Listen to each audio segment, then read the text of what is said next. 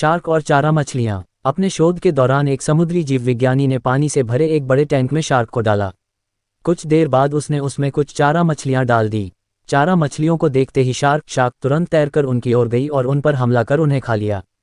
समुद्री जीव विज्ञानी ने कुछ और चारा मछलियाँ बेट फिशेस टैंक में डालीं और वे भी तुरंत शार्क का आहार बन गईं। अब समुद्री जीव विज्ञानी ने एक कांच का मजबूत पारदर्शी टुकड़ा उस टैंक के बीचों बीच डाल दिया।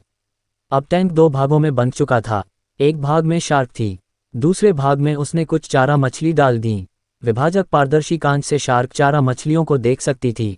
चारा मछलियों के देख शार्क फिर से उन पर हमला करने के लिए उस ओर तैरी, लेकिन कांच के विभाजक टुकड़े से टकराकर रह गई।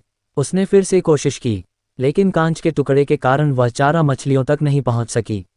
शार्क ने दर्जनों बार पूरी आक्रामकता के साथ चारा मछलियों पर हमला करने की कोशिश की, लेकिन बीच में कांच का टुकड़ा आ जाने के कारण वह असफल रही। कई दिनों तक शार्क उन कांच के विभाजक के पार जाने का प्रयास करती रही, लेकिन सफल न हो सकी। अंततः थक हार कर उसने एक दिन हमला करना छोड़ दिया और टैंक के अपने भाग में रहने लगी।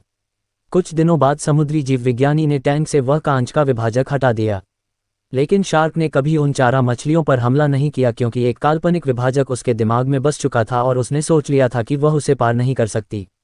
सीख: जीवन में असफलता का सामना करते करते कई बार हम अंदर से टूट जाते हैं और हार मान लेते हैं। हम सोच लेते हैं कि अब चाहे कितनी भी कोशिश कर लें, सफलता हासिल करना नामुमकिन है और उसके बाद हम कभी कोशिश ही नहीं करते, जबकि सफलता प्राप्ति के लिए अनवरत प्रयास आवश्यक है। परिस्थितियां बदलती रहती हैं, इसलिए अतीत की असफलता को दिमाग पर हावी न होने दें और पूरी लगन से फिर मेहनत करें। सफलता आपके कदम चूमेगी।